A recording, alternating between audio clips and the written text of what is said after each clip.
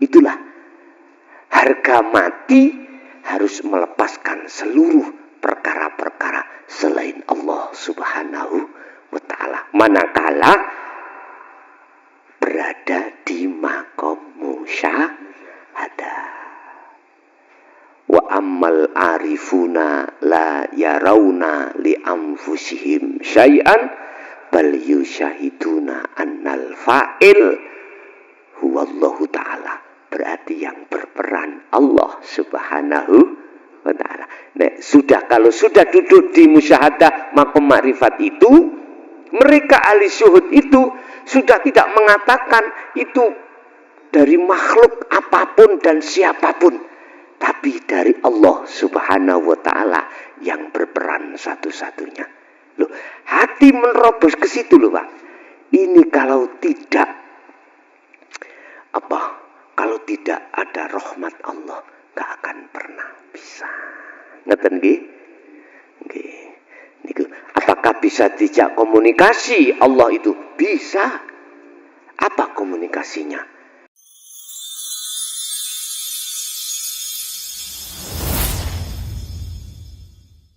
Man arafa nafsahu faqad arafa robbahu. Barang siapa yang mengenal dirinya, maka akan mengenal Tuhannya. Assalamualaikum warahmatullahi wabarakatuh. Saya tanya bedanya wa anibu dan wa watubu itu gimana, Gus? Sama-sama kembali. Hanya itu, Gus. Wa anibu dan wa atubu. Ya dah. Sebetulnya itu sama, cuman beda-beda tipis. Wa anibu itu adalah perintah jenengan ini untuk lekas kembali. Berarti jenengan iku isok kembali dengan catatan sudah tahu jalannya kembali. Niki Bapak, wa anibu itu hanya bisa dilakukan oleh orang-orang yang sudah di ahli syuhud. Tapi mengapa tadi saya odik yang ahli hijab? Padahal ahli hijab apapun nggak akan bisa kembali.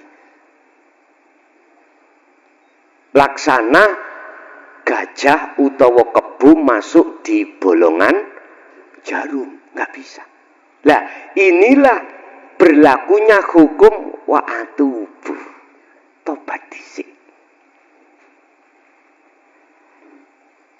Tobat dhisik, tobat dahulu, jenengan kali kula atas semua perbuatan-perbuatan yang telah kita lakukan, baik terhadap sisi manusia secara syariat, lebih-lebih terhadap Allah. Sehingga muncullah wa atubu itu ada istilah taubatan nasuhan. Taubatan nasuhan itu taubatik yang tidak akan pernah diulangi kembali. Ini tobati roh ya Pak. Nek jasa tobat nyun sewu lah. Perbuatan saya senengane berzina. Mohon maaf. Itu akan terjadi manakala ada kesempatan atau faktor untuk pendukung ada, mesti berbuat saya. Setelah itu gedun toh Pak ya, menyesal. Tapi suatu saat nanti akan terulang kembali. Jasad Pak, tapi ruh kalau berbuat taubatan nasuhan betul-betul tidak akan menyembah selain Allah, sudah tahu Allah yang sebenarnya, nggak akan mungkin kita akan lakukan. Bila mana itu terjadi, itu pun tidak akan kita sengaja. Kalau kita bicara tingkatan lebih dhuwur, lebih tinggi, wa anibu katimbang wa atubu. Sebab wa anibu bisa Anda lakukan setelah wa atubu, setelah Anda bertobat. Bentuk jenengan kali kula ini mencari guru akhirat itu laksana kita telah bertobat pada Allah. Setelah itu kita mendapatkan ajarannya, setelah itu diperintahkan uzlah, barulah kita bisa melaksanakan wa anibu ila rabbikum. Kok gak ilallah ya, kok rabbikum? Karena jenenge agama iku akeh. Ana Nasrani, ana Kristen, ana Islam. Jenenge pangeran urip iku jenenge akeh. Ana sing Allah, ana sing Allah, nggih.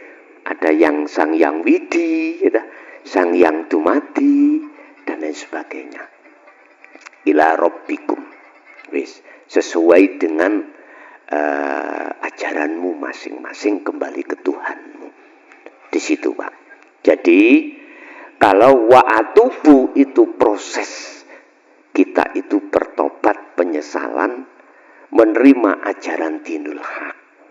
Kalau wa'anibu setelahnya, itulah kita kembali pada Allah. Nggih. Wonten melih, monggo.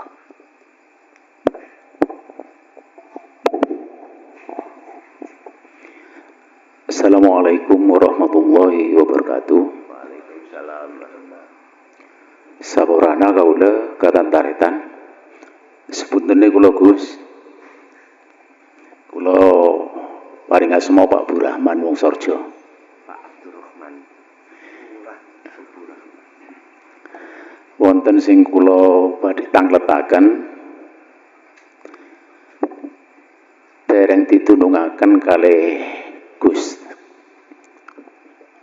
Mulai tahun kepengker Gus nyebut mulai niku wau tentang guru akhirat.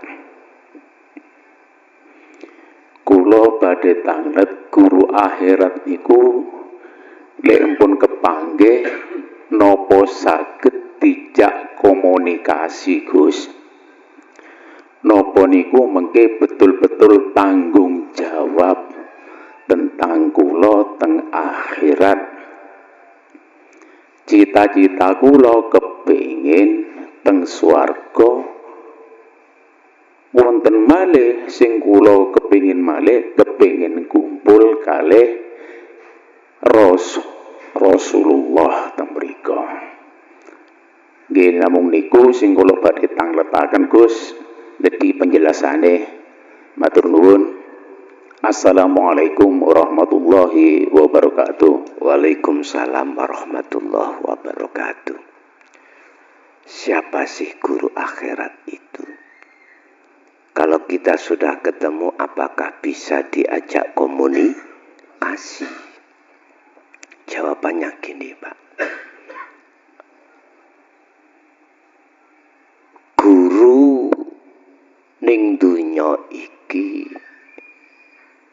saya katakan guru dunia itu guru yang menjabarkan tentang ajaran-ajaran seputar hukum syariah. Yes, ini di garis bawah. Disebut guru akhirat adalah guru yang menjabarkan tentang hukum hakikat untuk mengajarkan roh ini supaya mengenal terhadap Allah. Kalau dilihat dari sisi guru makhluk seperti ini, itulah golongan-golongan ahli syuhud. Berarti manusia toh? Pertanyaannya, bisa diajak komunikasi? Saged. Yes. Ini dilihat dari guru akhirat secara makhluk. Yes. Kalau ini sudah dituangkan ajaran-ajaran wejangannya, mesti panjenengan kali kula diperintahkan untuk wa'anibu ila rabbikum. Bentuknya apa? Kembali pada Allah, uzlah. Ketika panjenengan uzlah, nanti ada guru akhirat. Apakah yang makhluk tadi? Manusia? Bukan. Allah sampun memberikan satu jawaban. Aku tidak akan memberikan cahaya makrifat terhadap hati seorang hambaku, kecuali hambaku yang selalu berzikir padaku. Kalau dibuka di dalam kitab Syarhul Hikam itu disebut warid. Warid. Allah tidak akan mengutus warid terhadap hambanya kecuali hambanya selalu berzikir. Lah, zikir yang bagaimana yang dimaksud ini? Zikir yang menghantarkan ruh ini bisa sampai pada Allah di maqam musyahadah. Lah, sinten warid itu? Di dalam kitab Syarhul Hikam itu disebut malaikat. Berarti bukan makhluk manusia. Lah ngoten nggih. Lah, makhluk malaikat ini yang disebut warid itu akan memberikan jalan ruh ini untuk menuju pada Allah. Dengan cara apa? Warid ini akan mengusir penjajahnya ruh yang disebut nafsu. Akan mengusir penjajahnya hati atau ruh. Nafsu akan diusir dari tempat itu. 1. 2, dikatakan memberikan jalan warid itu, menuntun kita, warid itu akan selalu memberikan cahaya penerangan supaya jagatnya hati sampean iku terang benerang. Dengan begitu maka ainul basirohnya ruh ini akan bisa melihat dan tidak gelap. Bapak Ibu, ini warid dari sisi malaikat, makhluk malaikat. Apakah bisa dijak komunikasi? Ini pertanyaannya. Bisa. Tetap bisa. Yun sewu, malaikat atau warid yang diutus Allah itu tadi, apakah nanti wajahnya seperti apa? Lah ngeten nggih. Mohon maaf, bisa jadi ngerti mendo-mendo, menyerupai ngono.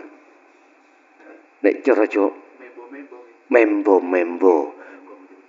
guru akhirat makhluk tadi bisa jadi membo menyerupai orang tua, menyerupai si A si B, bisa jadi yang tidak pernah dilihat, bisa jadi yang tidak pernah dilihat. Itu nanti bisa diajak komunikasi. Yang kedua. Yang ketiga, guru akhirat, perjalanan awal Anda mulai guru akhirat makhluk manusia, makhluk malaikat, terakhir guru akhirat yang bisa panjenengan ajak komunikasi siapa? Allah Subhanahu wa ta'ala.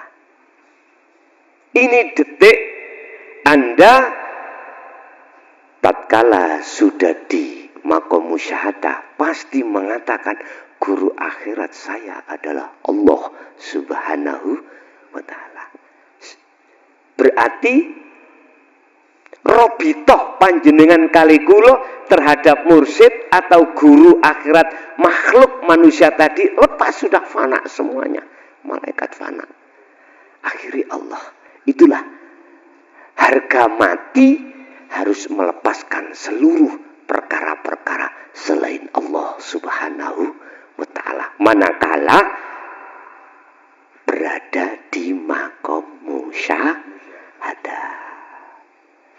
Wa ammal arifuna la yarawna li anfusihim syai'an bal yusyahiduna annal fa'il huwallahu ta'ala. Berarti yang berperan Allah Subhanahu wa ta'ala. Nah, kalau sudah duduk di musyahadah maqam makrifat itu, mereka ahli syuhud itu sudah tidak mengatakan itu dari makhluk apapun dan siapapun, tapi dari Allah Subhanahu wa Ta'ala yang berperan satu-satunya. Loh, hati menerobos ke situ loh Pak. Ini kalau tidak kalau tidak ada rahmat Allah, gak akan pernah bisa. Ngeten nggih? Nggih. Niku, apakah bisa dijak komunikasi Allah itu? Bisa. Apa komunikasinya? Adzikru bisiril asrar. Dengan cara berzikirlah dengan zikir sirul asrar. Itu bentuk komunikasi jenengan kali kula.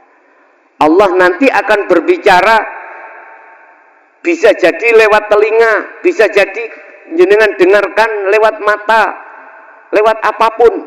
Intinya muaranya ada di sirul asrar, titik, ada di situ.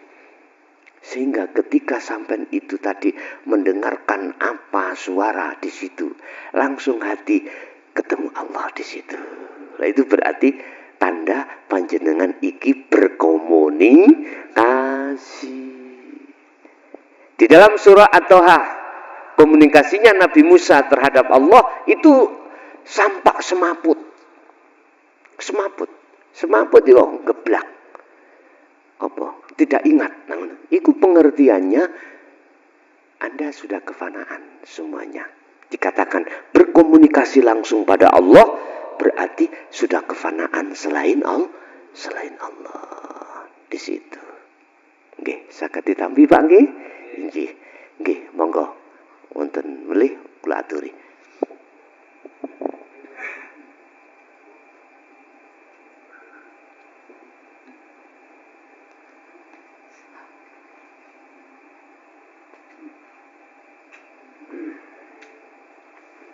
Saya mau tanya tentang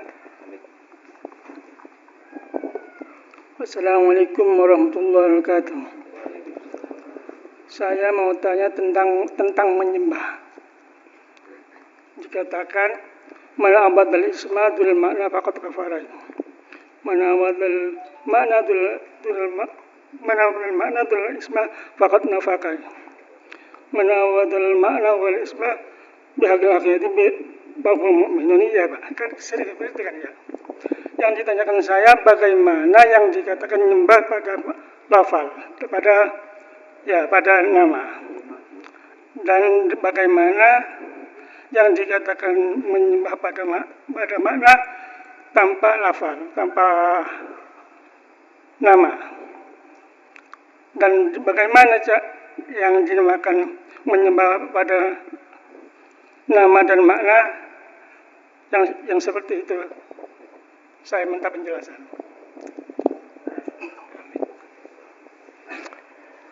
Bagaimana yang dimaksud menyembah nama, menyembah selain nama, atau makna dari nama, dan bagaimana yang dimaksud menyembah nama dan makna dari satu nama.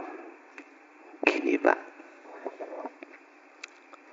di dalam hadits qudsi Allah dawuh, janganlah kau sembah namaku dan janganlah kau sembah zatku, sembahlah aku. Yang disebut menyembah nama adalah tatkala jasad ini mengatakan Allah, ya,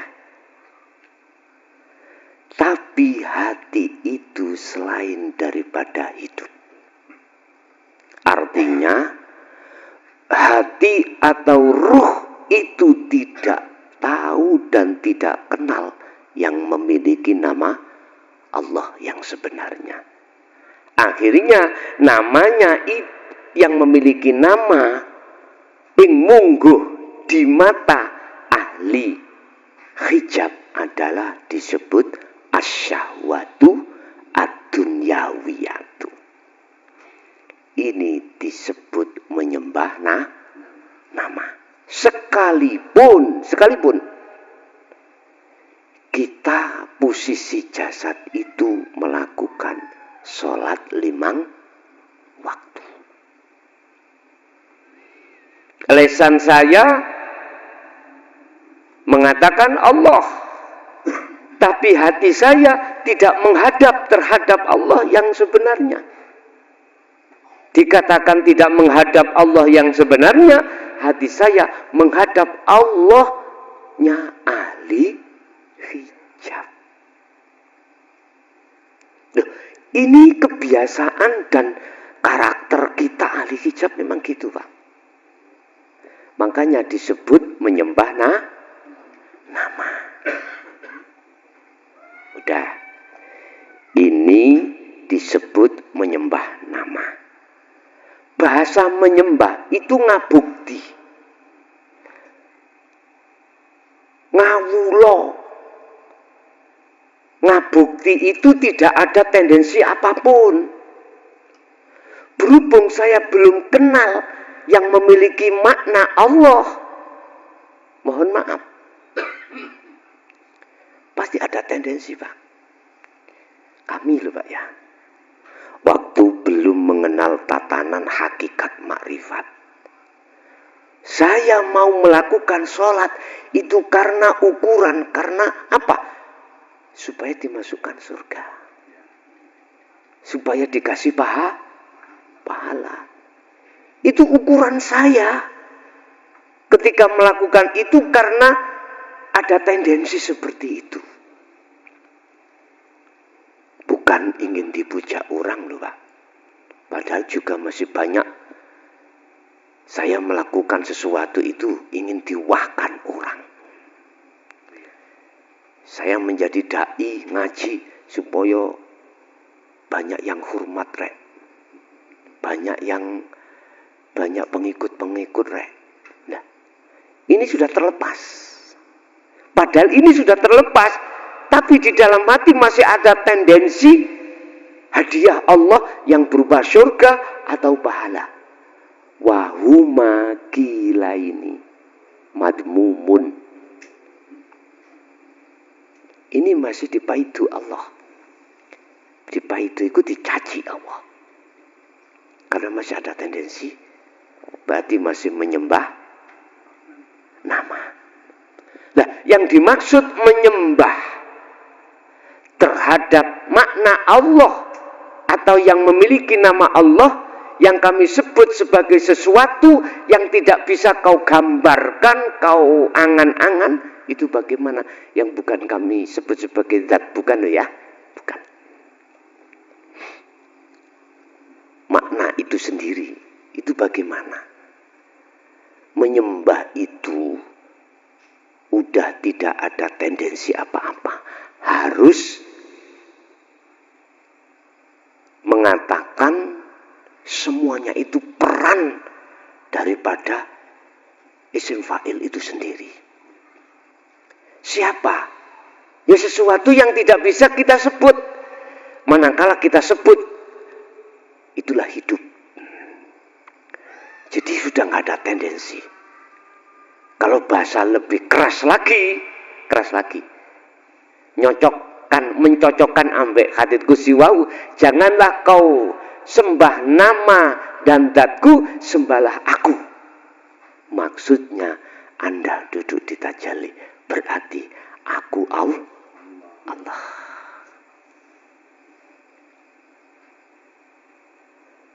Itu sudah tidak ada embel-embel apapun.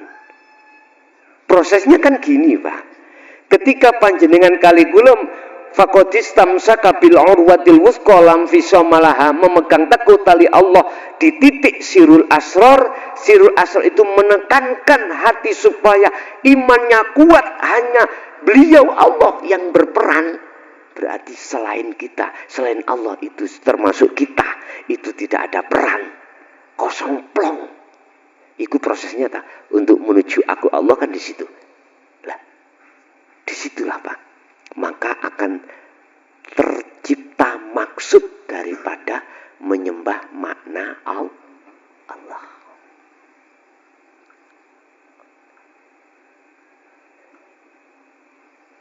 Jadi boleh jasadnya itu sholat, tapi hatinya sudah hilang semuanya, fana keakuannya, berarti akunya Allah. Tur kalau sudah di situ jangan kau tuduh Allah nyembah Allah. Enggak. Masya Allah nyembah Allah. Nek sampean bahasa kotim ala kotim, pujanya pada pujanya, si pantas. Allah gak butuh disembah. Ya wis, iku wis. Wis wenange Allah lah. Ya caranya bagaimana kita biar tidak dituduh kafir zindik yang ini, Pak. Dalam hati panjenengan kan ada iman. Kita iman. Iman itu keyakinan. Keyakinan yang sudah tidak ada selain Allah. Malaikat pun hilang, apapun pun hilang. Keimanannya hanya aku Allah tok itu. Itulah yang murni, sudah tidak tercampur apa-apa. Ini yang dimaksud Rasulullah, sallu kama ra'aitumuni usolli. Ini yang diharapkan Rasulullah terhadap umatnya seperti ini. Cuman saking minimnya di tengah-tengah tabi'in as-solihin yang mengurai ini, akhirnya umat ini tabu dengan hal itu. Sebab gini, Mbak, umpama kula gambar di atas itu ada Allah, Allah menurunkan tali langsung terhadap Muhammad yang berupa sirul asrar. Lah Nabi Muhammad ini menurunkan tabi'in as-solihin. Ini kalau dari sisi sayyid. Kalau dari sisi nasab berarti disebut habaib, duriyah. Ngoten. Wis jenengan derek pundi terserah. Sahabat ini yang langsung menangi zamannya Rasulullah. Cirine ngene ku wau, selalu mengutamakan pandangan hakikat menuju makrifat pada Allah di setiap aktivitas jasad ini. Beliau-beliau itu seperti itu. Makanya surat Al-Imran ayat 31 Allah mengatakan kul in kuntum tuhibbunallaha fattabi'uni. Muhammad katakan, apabila cintamu itu ingin diterima Allah, fattabi'uni, ikuti aku. Kata Rasulullah, ikuti aku. Ya, otomatis cintanya ruh pada Allah ini mengikuti apa yang telah dilakukan oleh Kanjeng Nabi. Otomatis cinta itu akan diterima oleh Allah, manakala cintanya hati yang dulunya terhadap Allahnya ahli hijab harus dilepaskan alias pegatan. Ngoten. Dilepas, ngoten. Nggih. Jadi kesimpulannya penyembahan itu ada dua, ahli hijab dengan ahli zuhud. Jadi ono Allah ahli hijab dengan Allah ahli zuhud. Lah di dunia ini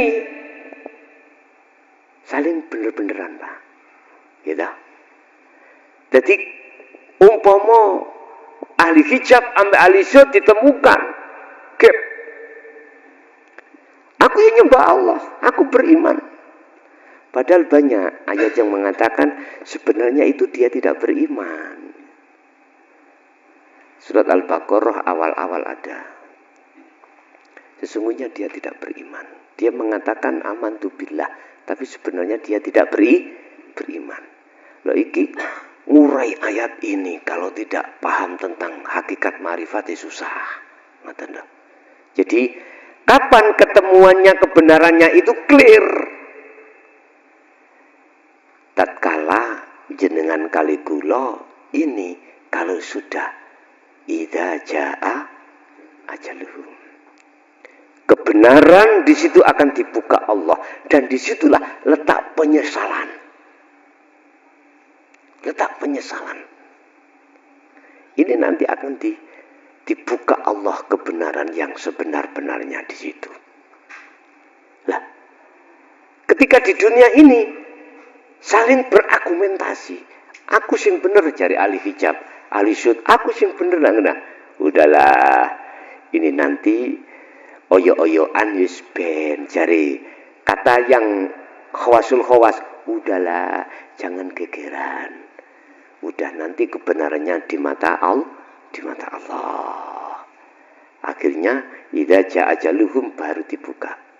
Di situ para ruh yang ahli hijab mengatakan, ya Allah, kembalikan aku ke dunia sesaat untuk wa'atubu dan bertobat.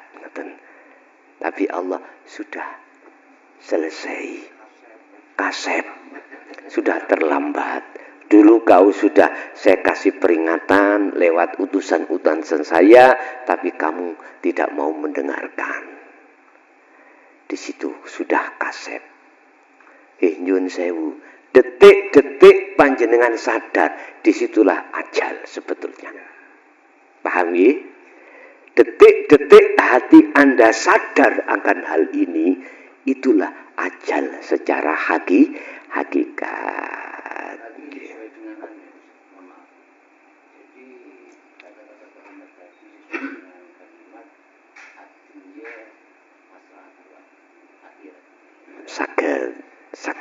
Saged diwastani ngoten. Tetapi aku matur suwun sangat, alhamdulillah. Secara pandangan hakikat, hati panjenengan kali kula detik ini atau dulu-dulunya sudah digolongkan Allah di dalam golongan ahli syuhud. Makanya saya akan sampai pernah kosam ya bersumpah, alhamdulillah demi Allah, mereka yang sudah tahu jalan menuju Allah pasti akan menjadi husnul khotimah. Nggih, wonten melih, monggo. Menawi wonten, monggo.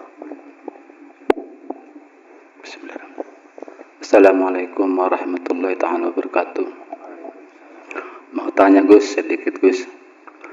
Mau tanya masalah cuma mendengar, tidak punya pemahaman antara ahidiyah dan wahidiyah. Apa bedanya wahidiyah dan ahadiyah? Katanya kalau wahidiyah itu ada yang menyembah, ada yang disembah. Kalau ahadiyah itu, terus saya belum paham. Terima kasih. Assalamualaikum warahmatullahi wabarakatuh. Waalaikumsalam warahmatullahi wabarakatuh. Ahadiyah itu proses penafian selain daripada tunggal. Iku ahadiyah. Jadi malaikat sudah tidak ada, makhluk manusia sudah tidak ada, yang namanya Rasulullah sudah tidak ada, semuanya fana. Itu proses pemfanaan.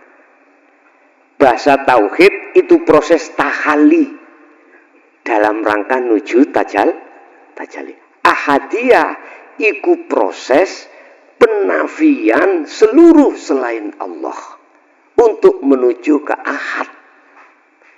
Ini Pak ya. Lah, proses ahadiyah, proses nafi itu letaknya di mana? Ketika panjenengan iki berjalannya adzikru bisiril asror. Proses syu'arul basyiroh menuju ke ainul basyiroh, ini proses penafian. Laksana kalau ibu-ibu itu proses mensucikan baju dari bau-bau yang tidak enak. Mensucikan baju dari kotoran-kotoran baju. Iki ahadiyah.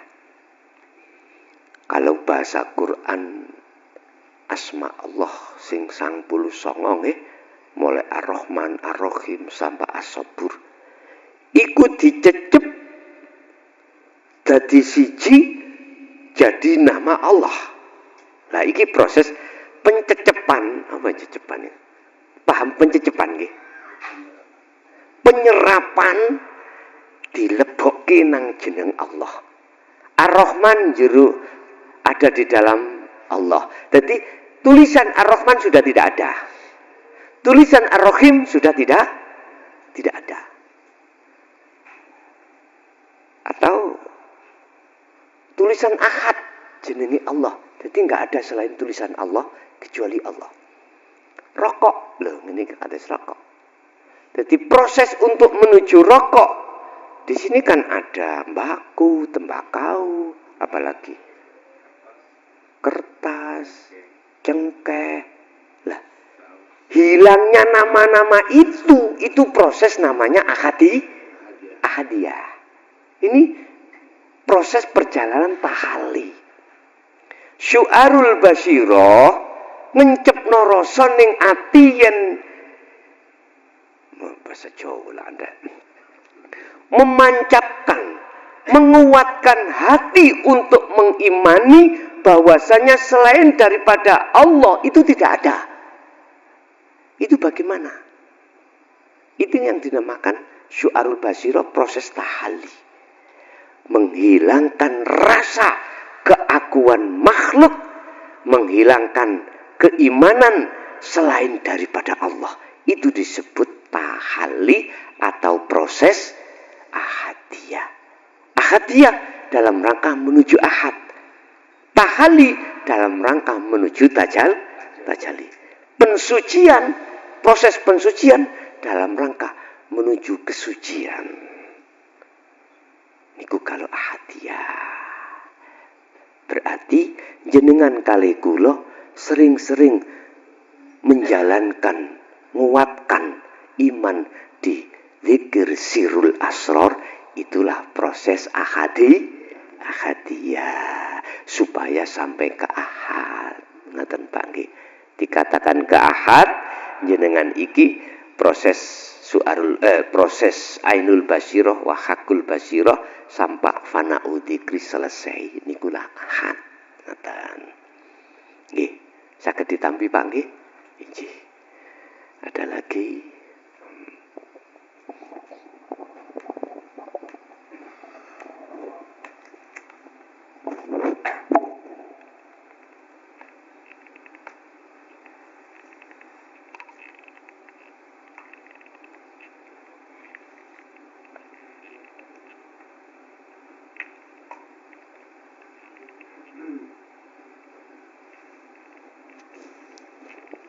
Namanya perdana. Kados tiang sidang loh, sidang perdana paling dibacakan tok, tuntutane dibacakan tok. Wonten sing nate ngoten. Kula nate ngalami saged wicanten bisa berbicara di sidang perdana. Ternyata sidang perdana itu mohon maaf jaksa penuntut umum itu membacakan. Awakmu iki nglakoni ngene ya. Terus hukumane ngene. Wis dereng diketok, dereng. Perdana. Perdana. Nggih, sampun cukup Bapak Ibu? Nggih. Wonten boleh? Tasik monggo.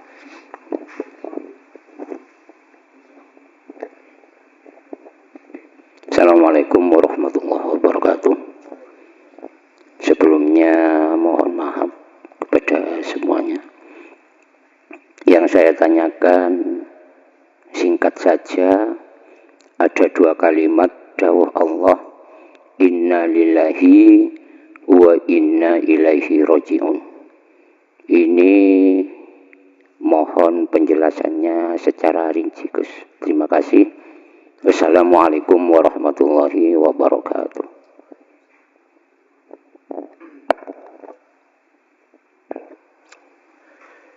Inna lillahi, sesungguhnya semua apa yang terjadi itu datangnya dari Allah. Ini persoalan-persoalan yang ada kaitannya dengan kehendak. Kehendak berarti irodah. Maksud dan kemauan yang ada di dalam hati. Itu disebut innalillahi. Anda punya maksud dan tujuan, tapi belum berjalan, belum terlaksana, belum tercipta, atau belum disebut sebagai takdir. Namanya irodah atau kehendak. Jangankan yang sudah terjadi, yang belum terjadi aja, itu datangnya dari Allah. Yang disebut irodah. Atau sederhana mawon, Pak. Apapun yang terjadi kondisi pada diri jenengan saat ini atau kemarin atau yang sudah terjadi, yang atau belum terjadi, dikatakan itu dari Allah. Manakala hati panjenengan iku betul-betul sudah tahu Allah, sudah ma'rifat Allah. Siapapun panjenengan tidak akan pernah bisa mengatakan itu dari Allah manakala hati belum ma'rifat Allah. Saya bicara pada hatiku sendiri, pada diriku sendiri. Sebelum saya mengenal Allah, pasti apa keadaan yang datang, mesti saya menuduh makhluk. Saya menuduh terhadap beriman, dzon, jangankan dzon, prasangka, yakin iku makhluk yang melakukan. Contoh, saya punya manuk perkutut, Pak.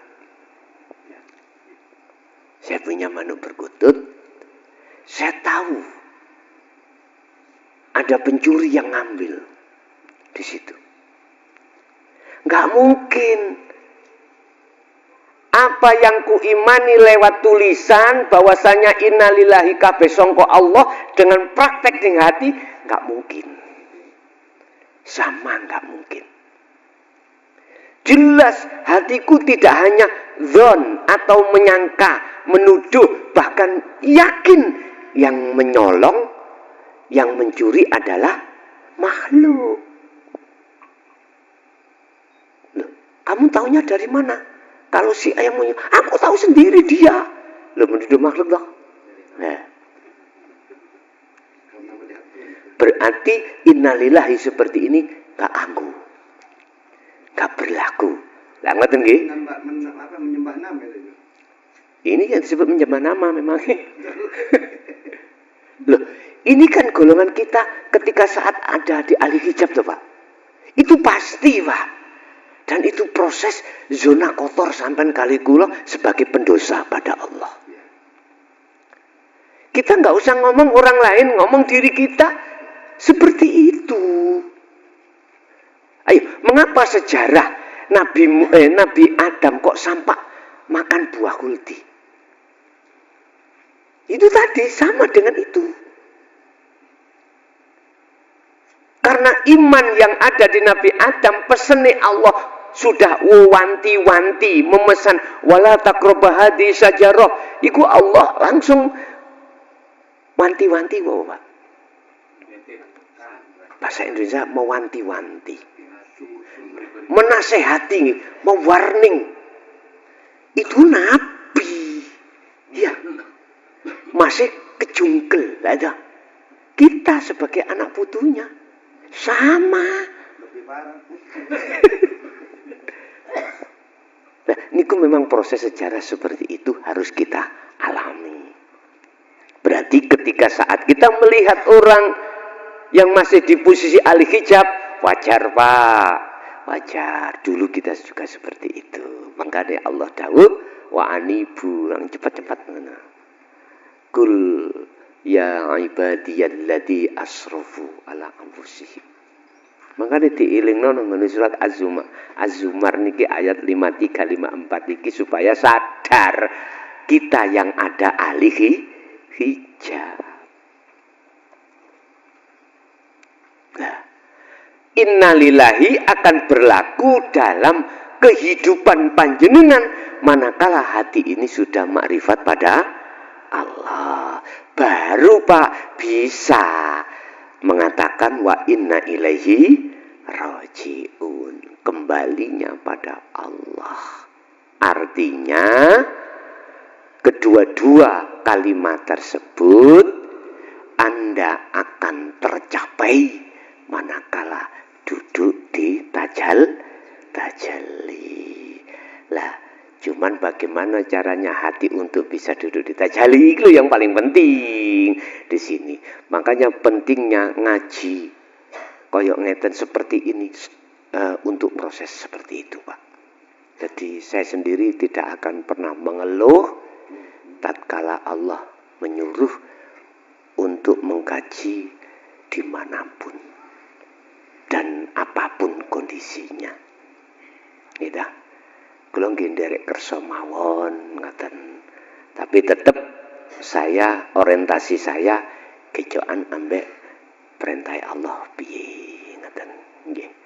Jadi kesimpulannya innalillahi wa inna ilaihi rajiun, cara Jawa sangkan paraning dumadi. Syarati hati harus sudah makrifat pada Allah, baru bisa memahami innalillahi wa inna ilaihi rajiun. Hati sudah tidak menuduh kehendak atau kejadian takdir yang di situ itu selain Allah. Hati wis gak melihat maling tadi, Pak. Hati melihat Allah. Letak kedamaiannya ada di situ, Pak. Terus ada pertanyaan, lah nek semuanya gitu rusak dunya. Lah ngeten nggih. Lah nek kabeh ngono ya gak ono sing nyolong. Kalau sudah duduk di situ semuanya nanti. Nggih. Nggih, ada lagi monggo. Menawi tasik wonten.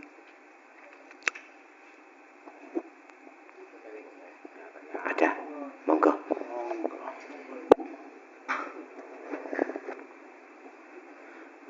Wonten sing kula pangketaken Gus. Jenengan niku wau nyebut hati. Hati niku lek terus tiyang Jawi suci. Iku le aja mbok kotori.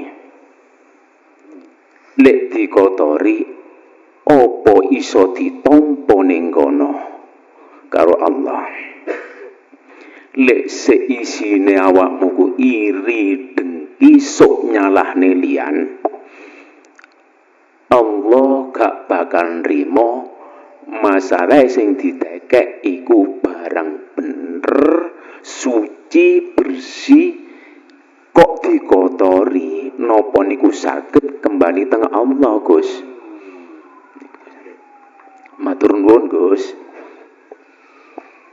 Aku tidak akan memasukkan hambaku di dalam syurgaku manakala di dalam hati hambaku ada sebiji sawi syirik padaku, termasuk iri dengki arai terhadap syirik.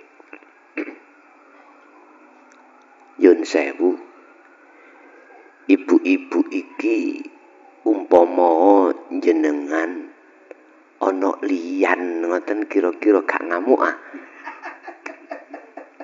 Bu. Ngamuk Bu nggih? Nggih.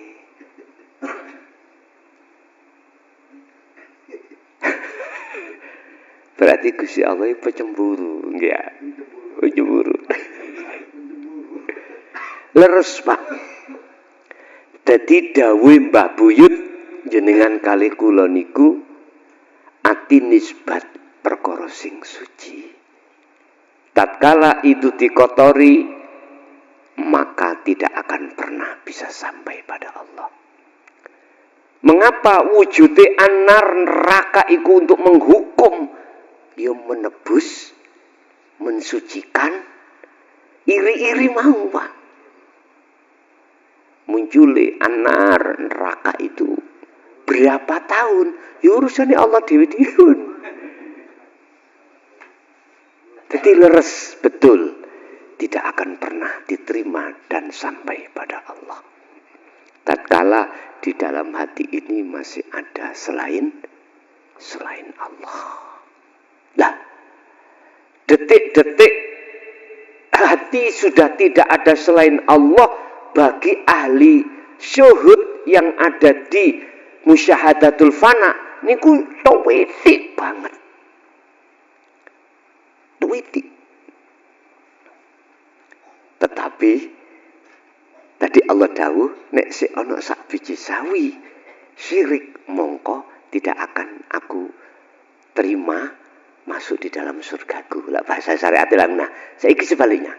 Manakala di dalam hati seorang hambaku ada tingkatan tauhid sebiji sawi pun, ini ada harapan untuk masuk surga.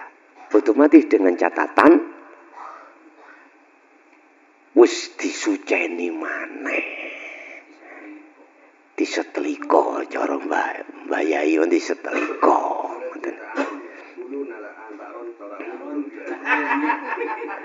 Makanya ahli syuhud di musyahadatul fana ini kesyuhudannya itu terhadap Allah kecil sekali. Tapi sudah masuk dalam golongan ahli syuhud. Golongan kanan ini. Golongan kanan. Jangankan yang sudah di situ, yang belum masuk di situ tapi hatinya sudah menerima ajaran dinul haq, kemudian dirinya melakukan uzlah belum ke musyahadah, terus dia jatahnya di dunia sudah hilang, sudah habis. Wa arina manasikana wa tub alaina la ngatena. Ya wis toh. Ya aku dhewe sing nuntun. Nah, pena. Iki jenenge jenengan ngerepotno Gusti Allah. Ngundang ngaji yo njaluk disusul, njaluk diterke. Lah. Mesake. Sing penak iku nek undang ngaji budal dhewe ae. Walaupun iku memakai sepeda motor atau numpak, lihat keadaan. Makanya jenengan andai kata ngundang ngaji terhadap saya, cukup WA alamatnya terakhir Sherlock, gitu aja cukup itu aja. Lu itu namanya enggak takdim, wis gak butuh kuwi aku. Ora butuh kuwi. Mungkin adabe mboten cocok ning ngene taklim, ya wis sak karepmu. Ngerepot tambah repot sampean ku. Kula pengin petu, ya wis karepmu, ngoten ta. Nggih, kembalinya pada akhlak istimaiyah rapopo. Tapi menghemat waktu, tenaga dan biaya cukup lewat WA, terus tak cocok nih kalih jadwal kula, engko nek iya tak oke, mengke nek pas hari hati Sherlock cukup sudah. Ngoten. Penak. Saiki bisa masuk. Nggih, leres nggih. Lho, pernah kok kula waktu teng Banyuwangi sepedaan nggih. Teng Besuki pernah sepedaan. Niku malah detik-detik kula niki njabut nomor nika. Nomor lurah-lurahan niku lho. Kan panitia ngkei nomor kayak njabut nomor berapa lah gitu ah. Lah kleresan mobil disambut warga. Gus, mobil kangge ya mboten. Padahal nggih kangge nanggone Banyuwangi.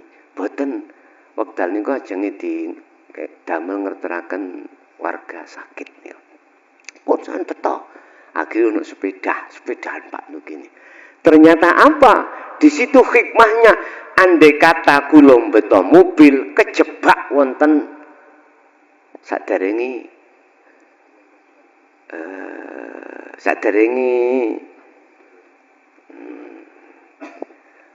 mari Besuki napa? Gilene.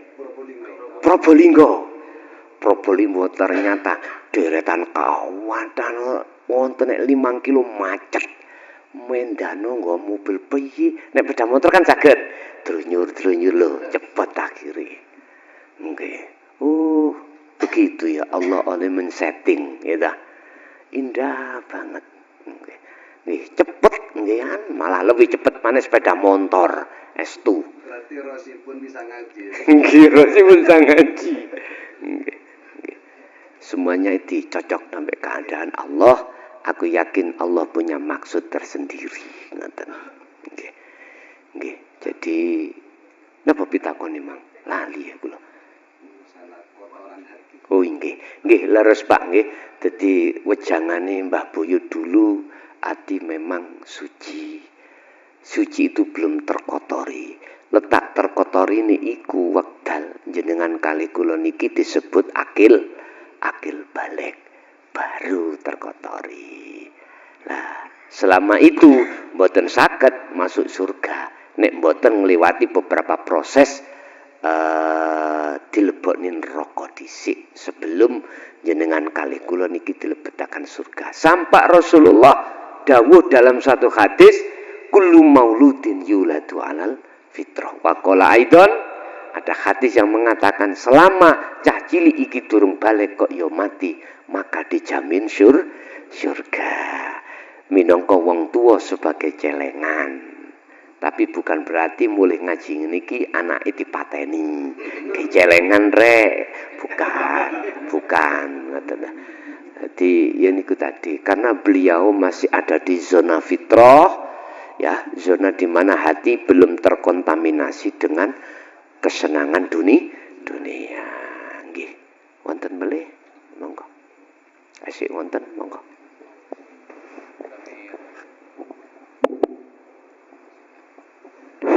Terima kasih Gus. Untuk yang barusan kan, untuk bertemu kepada Allah yang Maha Suci kan kita harus suci dulu kan. Soalnya kita yang akan ditemui itu adalah yang Maha Suci kan gitu. Pertanyaan saya melanjutkan yang tadi, innalillahi wa inna ilaihi raji'un, tentang masalah yang pencuri itu kan termasuk kehendaknya. Artinya kehendak Allah yang pencuri. Apakah seorang yang berzina itu juga karena kehendak Allah, Gus? Satu. Yang kedua, bagi seorang yang telah mengaji kepada pengajian ini, artinya yang ke dalam,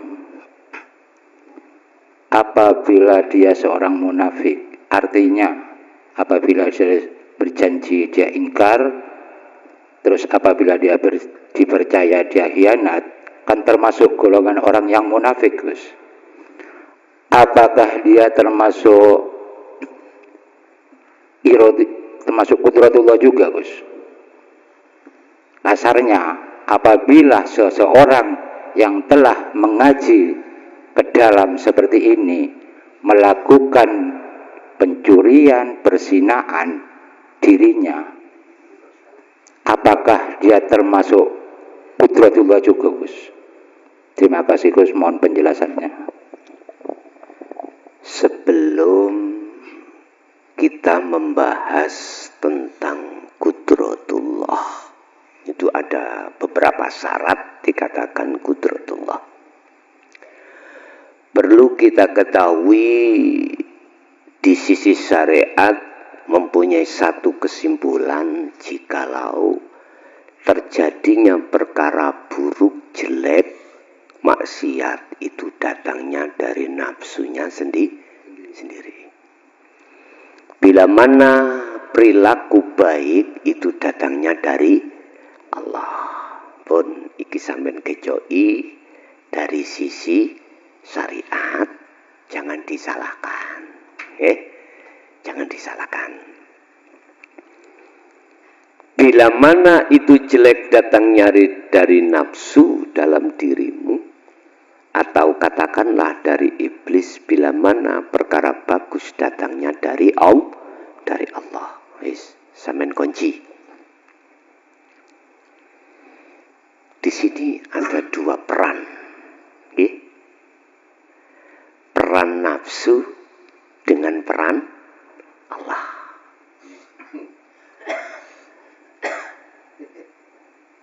Ini enggak apa-apa.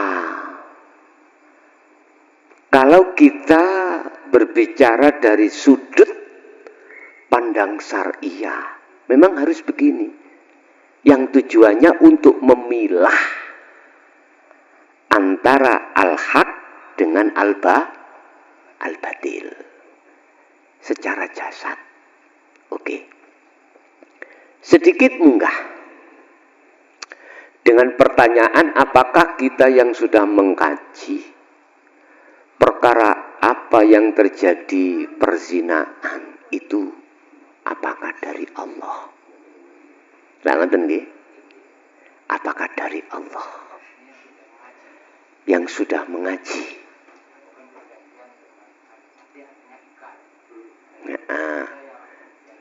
Iya Pak, iya.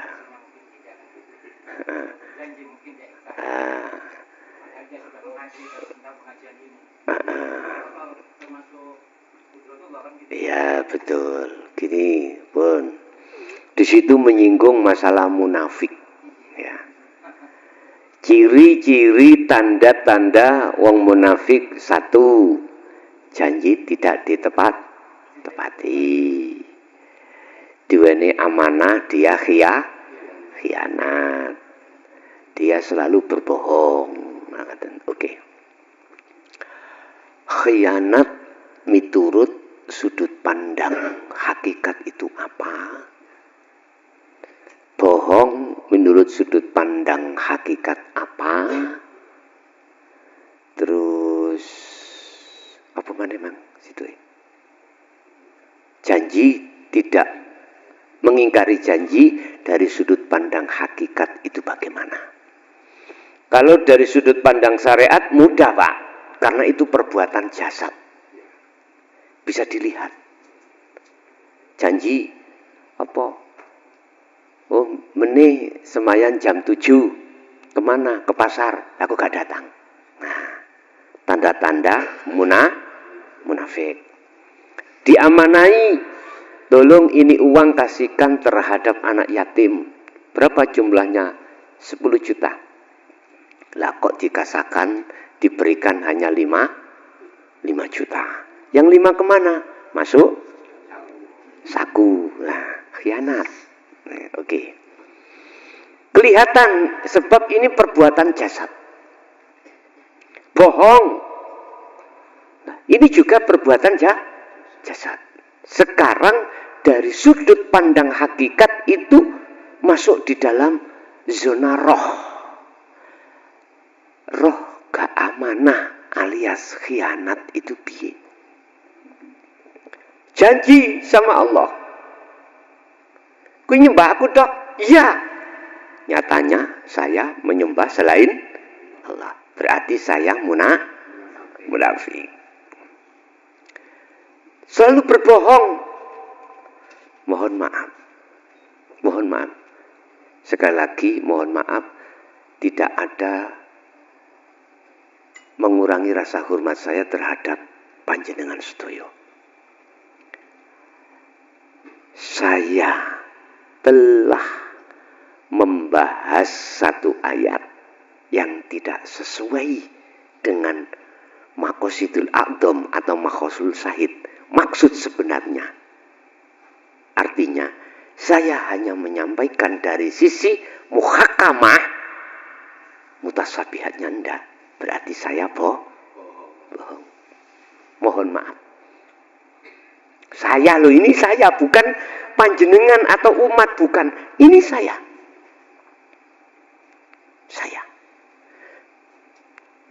Terus saya berjanji juga selalu tak ingkari. Mohon maaf. Allah sudah sering kali mengatakan, aku Allah, aku Allah. Lewat apa? Suara. Lewat apa? Lewat mata. Lewat apa? Lewat hidung, lewat mulut. Allah jengleh no. Son aku lah wis ngomong. Semua yang berperan iku aku. Lah kok kau menuduh selain aku piye? Wong sing ngambil manuk berkutut itu aku. Lah kok kau yang mengatakan orang itu? Bohong kamu. Kamu mengingkari aku. La ilaha illallah al-malikul hakul mubin. Nyata. Wis cara ngomong ini, Pak. Sak temen nih, Pak ya. Sesungguhnya Pak Bu ya. Allah itu enggak gaib. Dalam setiap aktivitas itu yang menandangi, mengerjakan itu yang mengerjakan Allah. Berhubung hati kita melihat selain Allah itulah, maka selain Allah akan menjadi tutup hatiku, akhirnya tidak bisa melihat nyatanya Allah. Ini munafik. Terus yang ditanyakan tadi, kalau sudah mengaji di situ, terus masih apakah masih juga berbuat seperti itu? Pertanyaannya, apakah itu qudratullah, itu af'alullah, dan itu dari Allah lah, ngeten nggih? Yang sudah mengaji. Nah, ngeten Pak. Mohon maaf sebetulnya. Kelas si A, si B, si C kadang ya enggak sama. Ada yang di fana, ada yang di kamil, ada yang di bako. Jikalau sudah detik-detik di musyahadah, nggak ada alasan mengatakan itu selain Allah. Ya kalau begitu berarti Gusti Allah zina ya. Lan jenengan ningali dohiri. Akhirnya muncullah kalimat zina. Kalau melihat hidupnya, ya nggak mungkin lah Pak. Hidup itu zina, kau no lanang, kau no wedok. Nggak ada lagi. Tetapi berhubung kita medun delok makhluke, berarti yo gak layak iku mang sangka Allah. Sing sampean kunci mau lho, nek apik teko Allah, nek elek teko iblis ngoten. Tapi nek posisi ati sampean estu ada di musyahadah, di akad, tidak ada alasan jenengan ini mengatakan selain Allah, tidak bisa. Makanya gini Pak ya, iman itu ada yang goyah Pak, ada yang naik dan ada yang turun, kata Rasulullah. Itu iman kita tatkala, mohon maaf ya, mohon maaf sekali lagi, laksana umpama sirul asrnya itu kurang kuat, mancep, memang seperti itu Pak. Tapi kalau klek mancep, laksana sampai numpak mobil, baute napa jenenge bane mobil kuwi klek, gak mamang Pak. Coba nek sampean kendari titik, sampean melaku yo kliur yo mamang. Iki coplok apa ndak? Ini lepas apa ndak? Ban ini nanti. Jelas gak penak ning mana. Tapi nek semuanya sudah ready, banget nggih. Klek kuat, gak ada mamang. Estu gak ada mamang. Melayu piro ae gak ada mamang. Kabeh pun ready lho nggih. Rem yo jos, ban yo jos. Siji Pak nek base iku ban wipis terus lewat mundi tol melayu 150. Wah, iso mamang barang sampean. Jadi gak jauh berbeda dengan hal itu. Zikir pada Allah, uzkuru dzikron katsiron.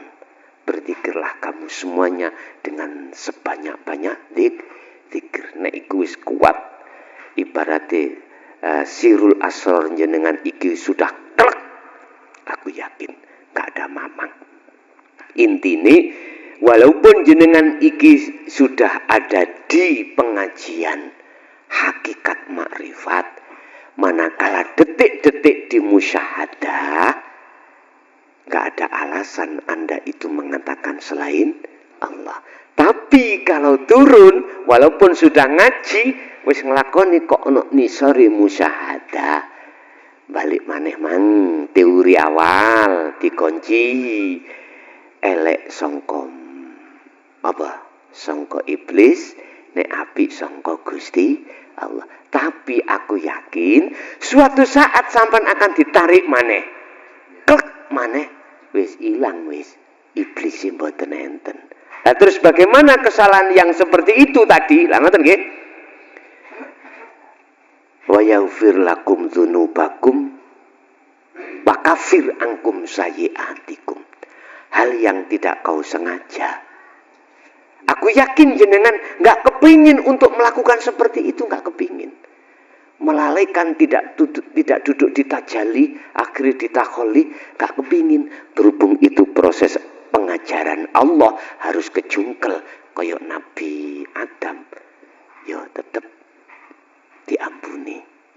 Makanya Adam oleh disepurakan fatalaqo Adamu mirrabbi kalimatin fataba alai. Allah nrimo tobati Nabi Adam sebab Nabi Adam purun nompo mau menerima bikalimatin ajaran Allah ini. Nggih, wonten melih. Berarti tidak sampainya kita kepada ulfana, berarti itu karena kerjanya juga satu. Itu kalau sudah duduk di musyahadah ya. Tadinya juga Rusia. Nggih. Berarti Betul. Kalau sudah duduk di musyahadah, kalau di luar musyahadah nggak bisa bilang saking Allah. Nggih. Pas meledak. Selesai.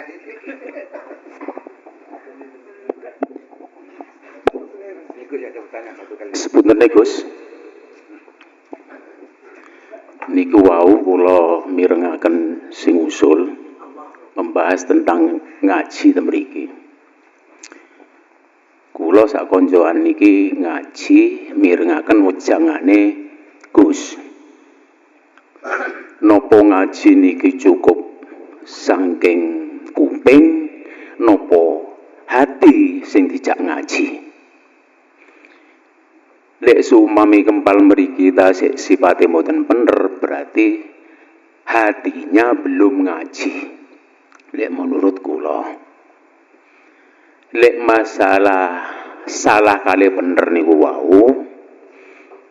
Kula niteni Gus ni wau matur kabeh kitane Allah. Lek rodane Allah kok dijak ora bener. Lah masalahnya terus yang Jawi awakmu kanggonan ponco ndrisya jaga niku sing lima niku lek mboten saged jaga niku tiyang niku termasuk gagal nganggo taane Allah. Lek menurut kula kekirangan menurut Gus kula nedhi penjelasane. Nggih, ngeten Pak nggih. Selama kula niki ngerutin ngaji di Banyuwangi, itu pada dasarnya adalah pondasi ngaji khusus untuk hati. Ya. Apabila ini sudah diterima hati, buahnya adalah kefahaman. Ini tidak diteruskan wa amilus sholihah, mesti dadi takabur. Wis, aku ngomong, mesti dadi takabur. Muncule riak, menganggap orang lebih rendah pengetahuannya tentang makrifat daripada saya. Itu jadinya gitu nanti. Ini peringatan juga. Makanya mengapa Allah sampai menurunkan surat Az-Zumar tadi. Ya. Boleh kita berargumentasi setinggi apapun, sejeruk ilmu makrifat apapun, Monggo, itu kanggo buka bedah kefahaman. Tetapi saya ingatkan, jikalau tidak kita teruskan wa amilus sholihah, sampeyan titeni omong aku, mesti takabur. Nanti muncul berbagai penyakitnya hati, termasuk riya, hasud terjadi. Menganggap orang lebih rendah wawasan ilmu makrifat daripada kita. Ini bahayanya di situ, Pak. Berarti iki ngaji ra tembus ning ati. Berarti ndak kembali ya, Gus. Susah. Susah. Mohon maaf, kurang alim ya apa iblis. Kurang alim ya nopo. Nggih. Ini gak kula gak jenengan sedoyo. Kalau Allah sudah menurunkan kalimatnya, ajarannya dan kita terima, mesti setiap ayat kalau kau sudah amanu percaya, sebab kefahaman di situ, amanu ya diterusni wa amilu sholihah. Mohon maaf, kalau orang sudah tanda-tanda wa amilu sholihah, mohon maaf, walaupun setinggi apapun kemakrifatan beliau, tidak akan menjadikan takabur dan riya. Itu yang tahu itu hati sampean kali kula dhewe, Pak. Riya apa takabur? Itu pasti, Pak. Tapi kalau wa amilu sholihah itu sudah berjalan, uzlah zuhud sampean iki sudah berjalan, zikir sampean kali kula berjalan, aku yakin tidak akan pernah muncul seperti itu. Sekarang aku tanya belak-belakan mawon. Ya, belak-belakan mawon. Sudah sering Allah itu mewanti-wanti, memerintahkan. Zuhud zikirnya sudah maksimal belum? Baik di dalam umum maupun khusus yang tertuang di dalam surah Al-Insan 2526. Iku sampean jawab ati sampean dhewe, gak usah sampean jawab saiki. Sampun dereng gak usah. Sampean kali kula jawab ning ati dhewe. Sampeyan tawane barometer. Barometer ya apa? Ilmu itu kalau sudah kita dapatkan, walaupun setinggi apa kemakrifatan yang sudah kita dapatkan, kefahaman sejeruk apapun itu, manakala belum ada tindakan uzlah, pasti datangnya itu akan menjadi riya atau takab. Yuhjibuhum biilmihim. Ingat, justru ilmu yang kita dapatkan itu akan menghijabi hati ini terhadap Allah. Makanya kemarin kapan itu saya membahas makrifat itu ada beberapa tingkat. Ada makrifat ilmu dulu, tapi belum tentu makrifat laku, belum. Ada makrifat laku. Kalau kita masih makrifat ilmu, berarti dengan ilmu itu kealiman saya akan menutupi hatiku terhadap Allah. Iki bahayanya kita yang diposisikan Allah sebagai ulama atau ndek-ndekan lah, alim tentang ilmu makrifat. Paham nggih? Jadi leres, memang ilmu ini khusus tak peruntukkan tentang pengajaran hati. Tondo kalau ilmu itu sudah masuk di dalam hati, wa amilus sholihah itu sudah dilaksanakan. Cetok Pak nggih? Lah, bahayanya ilmu ini manakala tidak kita amalkan. Akhirnya Rasulullah mengatakan al ilmu bila amalin kasajarin bila samarin, gak bermanfaat. Wis sampean angen-angen dhewe.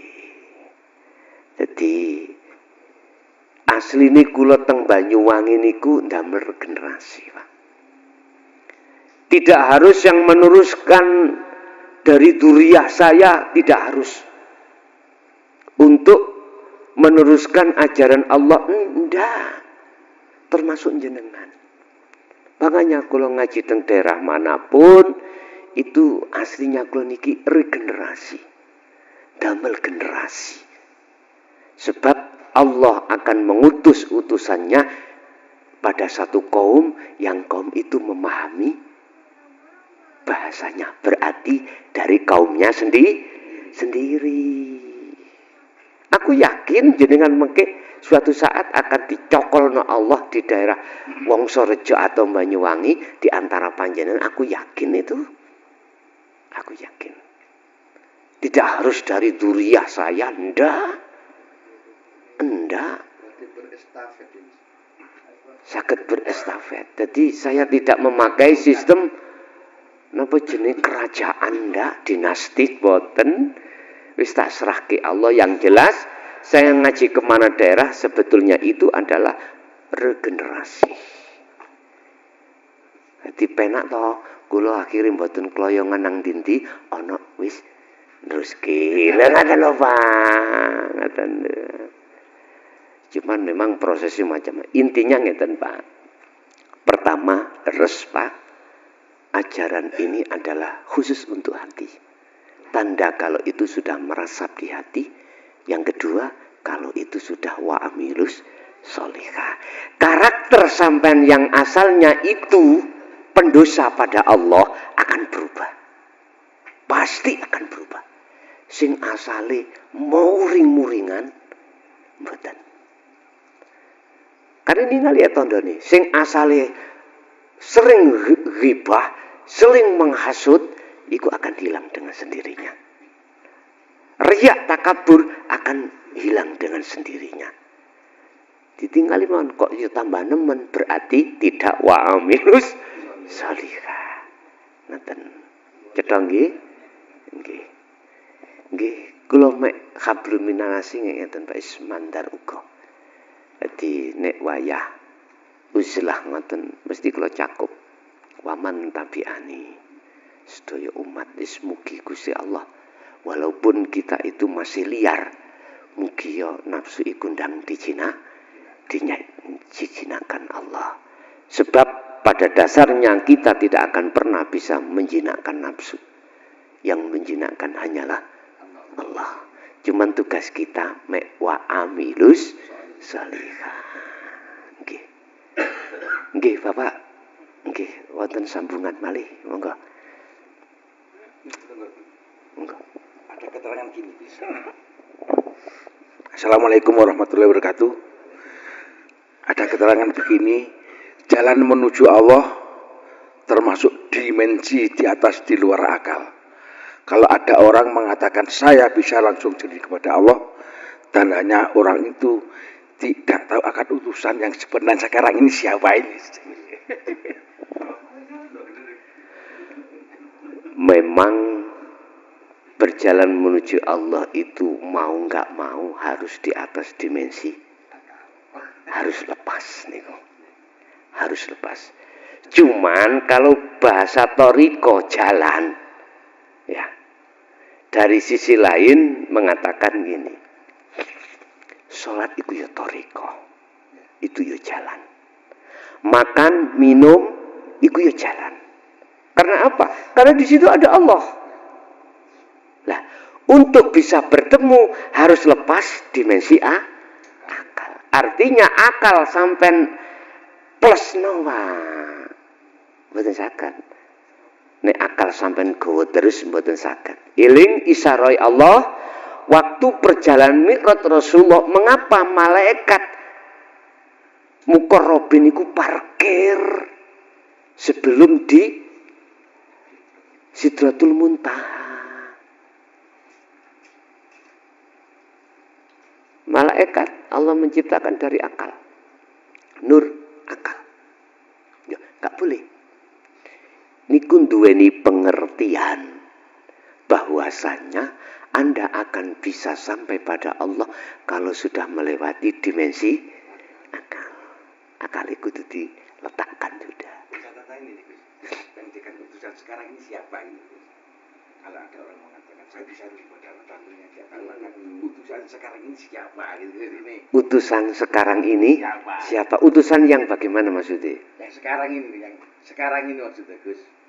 Nek cara biyen Kanjeng Nabi ngono ta? Sekarang siapa gitu, Gus? Nek sekarang siapa? Ngeten, Pak. Ya jenengan dhewe. Tak jawab nggih panjenengan piyambak. Jenengan kalau sudah melepaskan dimensi akal, ya jenengan kuwi. Jelas nggih? Penak toh jawabku. Nggih.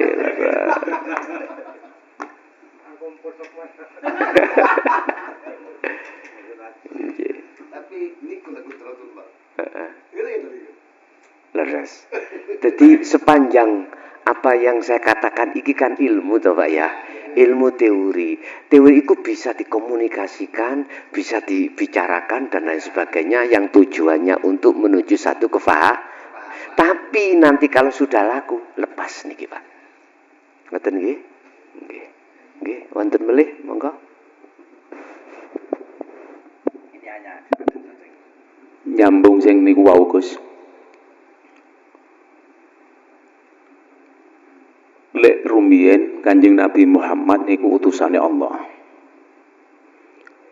Lek menurut kula sakniki wonten sing mriki sedanten niki utusane Allah. Kudune lek terkait utusane Allah, karepe Allah kudu piye? Apa iso nglakoni kaya Kanjeng Nabi Muhammad? Tapi harus belajar kadoso dawuh Gus Mulason sing tangkup nika. Harus belajar. Napa ngoten Gus? Matur nuwun. Wa 'allama Adamal asma'a kullaha dan seterusnya. Sebelum Nabi Adam ngomong dawuh iki korean, Nabi Adam itu diulang terlebih dahulu oleh Allah. Sebelum kita paham pertanyaan 3 tambah 3 menjadi 6, aku yakin terlebih dahulu belajar ilmu matematika. Yang namanya belajar wajib bagi kita memang ini. Apalagi mengenai kerana hati. Wajib.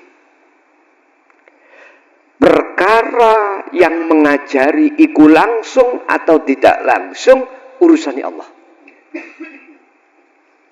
Sebab nyun sewu Bapak Ibu. Ada orang belajar itu yang tidak langsung dari Allah, tapi aslinya nggih saking Allah.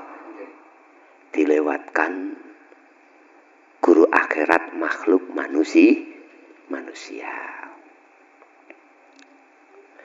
Ada yang dilewatkan tidak langsung, tapi saking Allah. Dari malaikat. Ada yang langsung dari Allah. Itu juga hak Allah. Tanpa memakai wasilah atau lantaran makhluknya. Dan itu Allah, innallaha ala kulli syai'in qadir. Lah, Allah melakukan hal seperti itu, makhluk siapapun tidak bisa memprotes. Sebab nyun sewu Pak, ada makola. Wis kula mboten ngomong merek nggih, yang mengatakan bahwasanya oh iku setan. Nek gak lewat guru makhluk iku setan. Duduk malaikat, setan itu. Ada. Iku sesat. Sebetulnya beliau-beliau seperti itu gak punya hak untuk masuk di dalam ranahnya Allah. Jadi yang namanya belajar itu memang wajib dan itu proses awal kita, Pak. Untuk mengenal yang sebenarnya. Untuk mengatakan dalam yang sebenarnya. Setelah belajar itu selesai, baru ada tindakan berikutnya. Begitulah Allah memproses terhadap kesempurnaan kebenaran pada setiap diri manusia. Nggih kados ngoten. Tak ringkes, ada yang langsung, ada yang tidak langsung. Dan itu Allah juga berkehendak dan menguasai dan bisa melakukan hal itu. Bisa melakukan itu. Tapi nek tak simpul ke kabeh, sing mulang awakmu asline ya sapa? Lah ngoten nggih? Hidup ning gone malaikat, nang gone makhluk menungsa, sing asli langsung ya sapa? Lho, nek wis lungguh kuno gak ono gelut. Mboten enten perselisihan. Sebab wonten makalah sing ngoten, Pak. Wonten makalah sing ndamel perselisihan. Ngaji sinau belajar nek ana gurune iku gurune setan. Ya, karena pandangan, Pak, ya. Pandangan sudut pandang berbeda. Kalau saya pribadi memakai sudut pandang di mana semuanya itu Allah. Pandangan di musyahadah ada yang langsung, ada yang tidak langsung. Orang ahli mekanik itu ada yang otodidak.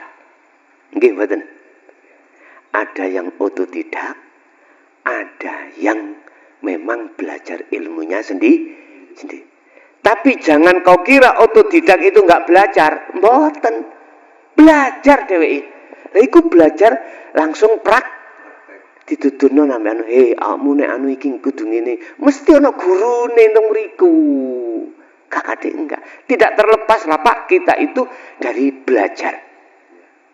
Sampai Rasulullah dawuh dah, kuwi belajar iku mulai dari gendongan sampai ila lahdi. Napa hadis ini ku? Napa iku? Mahdi utlubul ilma minal mahdi ilal lahdi sampai sedo. Artine jenengan kalih kula niki detik-detik nek bahas ilmu itu terakhir ana musyahadah. Kalau sudah dimusyahadah, klik, udah ilmune wis nyisi. Tinggal buah, tinggal nikmat, tinggal damai, lan sak piturute. Dados leres Pak, jenengan wau dawuh bahwasanya belajar itu proses awal yang wajib kita laksanakan dan inilah proses dari Allah memang seperti itu. Cuman tinggal kita belajar tentang ilmu jasad apa ilmu hati. Nggih. Wonten melih?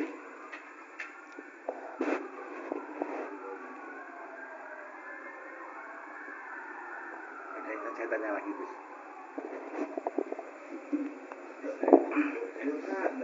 Assalamualaikum warahmatullahi wabarakatuh. Ada keterangan gini, Gus. Aku adalah aku karena aku adalah satu. Yang nomor dua, aku ingat dan sujud di hadapanmu. Karena kamu bisa begitu itu kuweli. Kalau aku awal yang ada di dadamu. Yang nomor tiga, raga tempat penuhnya jiwa. Hati resmi tempat singgah sananya Tuhan. Tapi kalau ada apa-apa, bacalah hatimu untuk menggapai kebahagiaan dunia akhirat yang abadi. Gitu. 5 tahun aku udah tak. adalah aku. Aku adalah satu. Terus? Yang kedua, terus ingatkan jujur dalam. Tapi bukan karena nafsu. Oh, ngaten. Aku adalah satu. Saiki sampean kudu wis enggak ada perbedaan antara aku dan satu. Sampean harus tidak membedakan satu dengan aku. Tapi yang dimaksud satu itu bukan ada dua loh ya. Bukan ada tiga. Yang dimaksud satu itu adalah ahad, tunggal. Itu maksudnya aku. Lah aku di situ maksudnya adalah bukan aku makhluk. Syaratnya jenengan sudah duduk di ahad. Kalau sudah hati duduk di ahad, la ibsorun wa mubsorun wa basorun. Artinya umpama oleh diomong aku nih Allah. Di situ. Ya. Kemudian apa perkara jobo iki dikatakan jasad ya. Dikatakan jasad. Itu sebetulnya memang lahan atau lapangan. Hati takdir apa yang terjadi pada diri sampean kali kula itu adalah lapangannya Allah. Jasad itu lapangannya ruh. Tatkala Anda mohon maaf untuk bisa melakukan hal itu yang endingnya akhirnya itu ada di kebahagiaan, ketentraman, kedamaian secara otomatis harga mati. Apapun yang terjadi, proses tahali dulu, kemudian tajalli. Artinya hablum minan nas dengan hablum minallah itu ada keseimbangan. Antara syariat dengan hakikat itu ada keseimbangan. Maksudnya apapun secara jasad yang diatur di dalam hukum syariat berlaku, hati sampean tetap aku Allah. Ya ayyatuhan nafsul mutmainnah.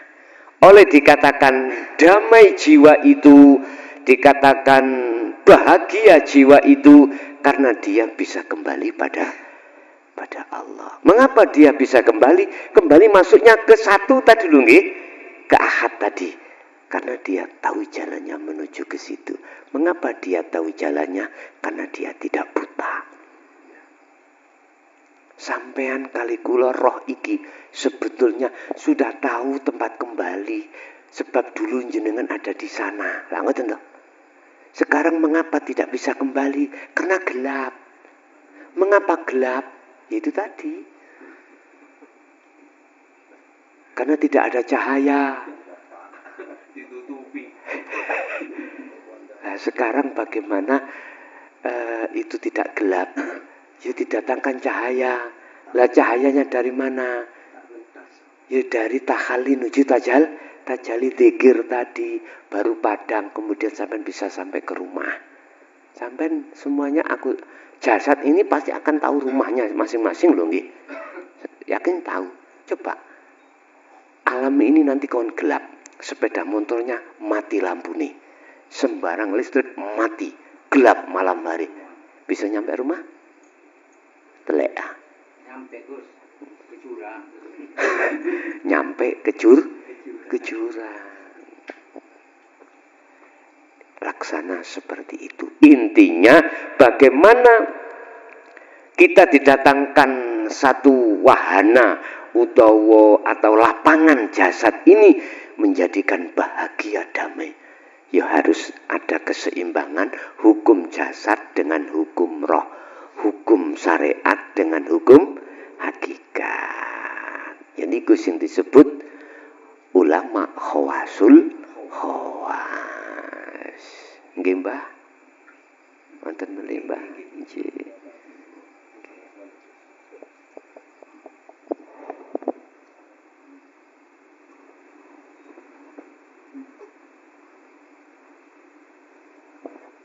Nggih, persoalan kinayah sing biyen bopen sing angel ureane lho bae sampean sik miskil jenengan tangkletke.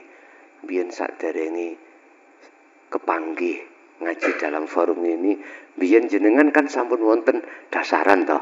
Biyen saking mursid guru akhirat sampean niku wonten kalimah sing sampai sakniki mbundeli iku barangkali wonten, monggo sampean takoni. Sampun cukup Pak, Bu? Sampun? Nggih, Bapak Ibu hadirin jamaah rahimakumullah, sekali lagi barangkali ada kalimat pitutur saya kurang berkenan dalam manah panjenengan. Sekali lagi saya minta maaf yang sebesar-besarnya, dan perlu diketahui semata-mata saya hadir di tengah panjenengan ini hanyalah mengkaji tentang masalah hati, dan mudah-mudahan itu sakit bermanfaat sampai anak turun kita ila yaumil qiyamah. Lahumul Fatihah.